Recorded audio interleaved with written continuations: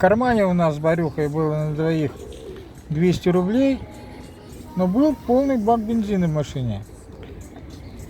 И мы решили заехать в Одинцово, попускать там пузыри. И если там люди нас отблагодарят, мы поедем дальше в Ярославль. Там поедем в Кострому и в Иваново. Я хотел так сделать. В Ярославле больно красивый фонтан на Стрелке.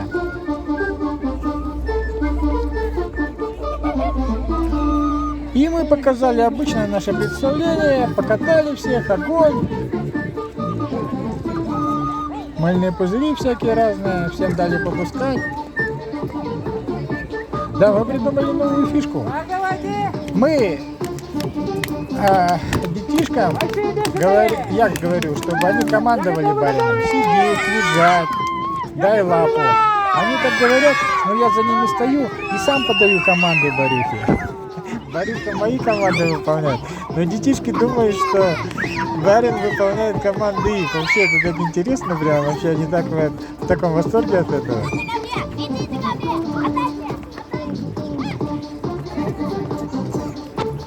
Ну так вот, денег нам положили благодарные одинцовцы, что-то 900 рублей. Ну, естественно, мы на эти деньги не сможем продолжить наше путешествие по Золотому кольцу. И, в общем, мне второй раз уже постучала такая вот мысль, что вот я вот не справляюсь с этим, с финансовой стороной этого моего проекта. Что-то надо думать, вот я не знаю. Может, у вас есть кто знакомый, кто занимается бизнесами, которые вкладывают деньги в благотворительность. Мы бы с ним поговорили бы и решили, чтобы он бы помог, чтобы вместе с ним продолжить этот проект. Я не хочу объявлять какие-то сборы там всякие, с каждой по нитке, с каждого человека по нитке буду собирать. Этого я не хочу. Я хочу или вот конкретно работать с кем-то, вот, чтобы вместе, так, с единомышленником, или вообще сократить мои поездки, потому что я что-то не вытягиваю. Вот как-то так.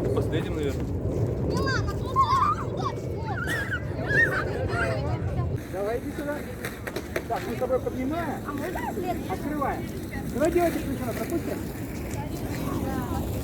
Хорошо. Кто не пускал еще? Я. Девочки. В общем, в Ярославль, Иваново и в Кострому мы с барином не поехали. Но я решил съездить в Сергиев Посад, в Троицкую лавру. И я там был давно-давно. Мне там так понравилось. Это ведь единственный Кремль, который выдержал осаду поляков, долгую такую, мучительную.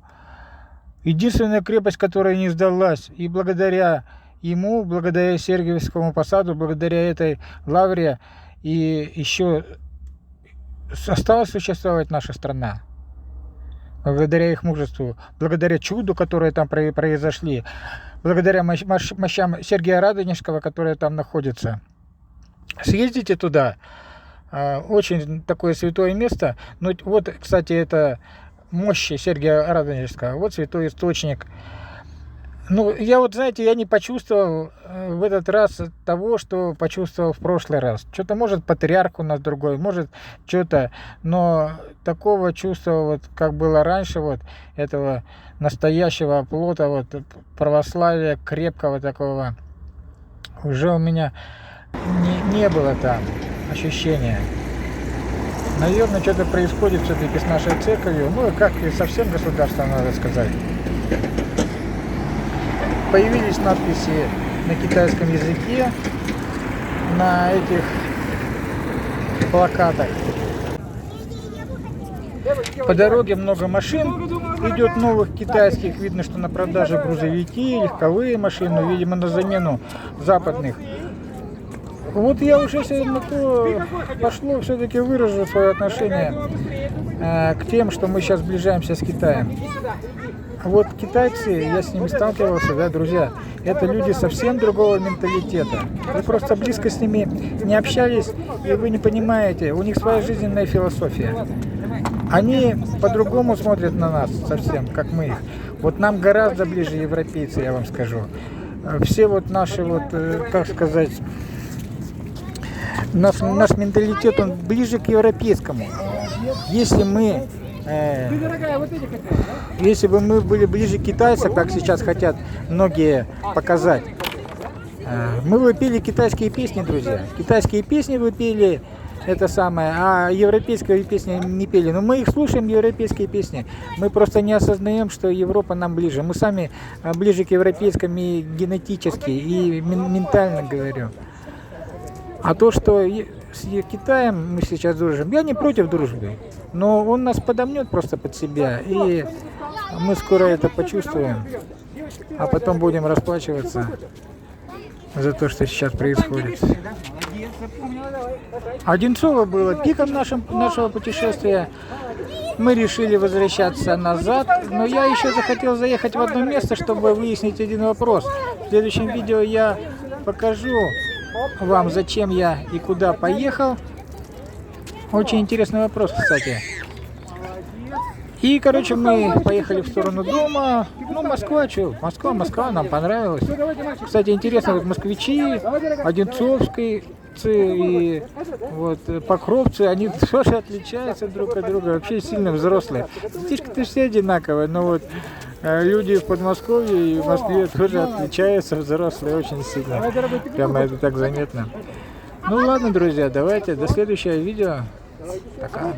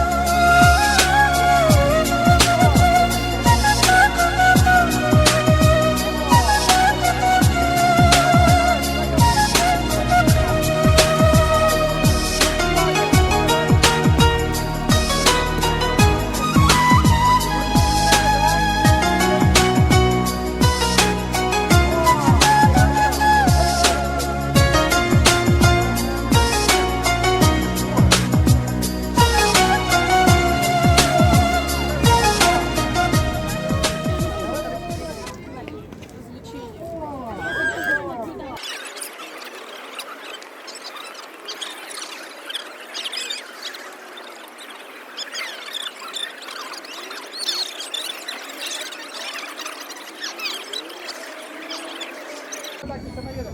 Они никогда не укусят человека. Никогда не укусят. Так что не бойтесь. Так, Ева, подожди пока. Теперь смотри, Ева, ты мне будешь помогать. Ага, ты идешь. Так, Вера, потом ты. Вид от первого лица чек. Смотри. Смотри. Вид от первого лица. И скажи ему, дай лапу. Дай лапу. Маша, где Маша? Нету посадки на камеру. Скажи ему, лежать. Лежать. Лежать. Так, все, молодцы, ничего. Короче, эта собака умеет танцевать. Его мама умеет петь. Эта собака умеет обниматься со всеми. Давайте она обнимет. Ева, давай иди сюда, собака. Кто будет? Давай, Вера, иди сюда. Маша, иди сюда. Давай. Кто будет обниматься? Давай. Парень, иди, ко мне.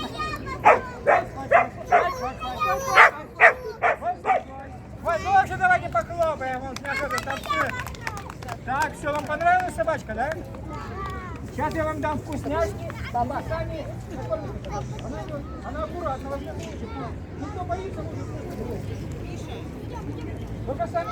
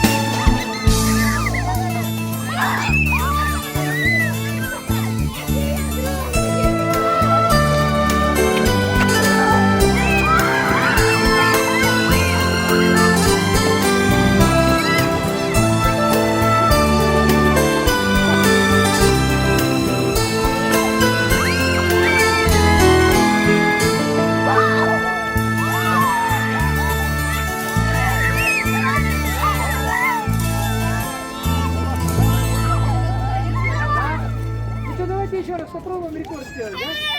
Только не разбивайте, ладно? Не разбивайтесь. Не разбивайте.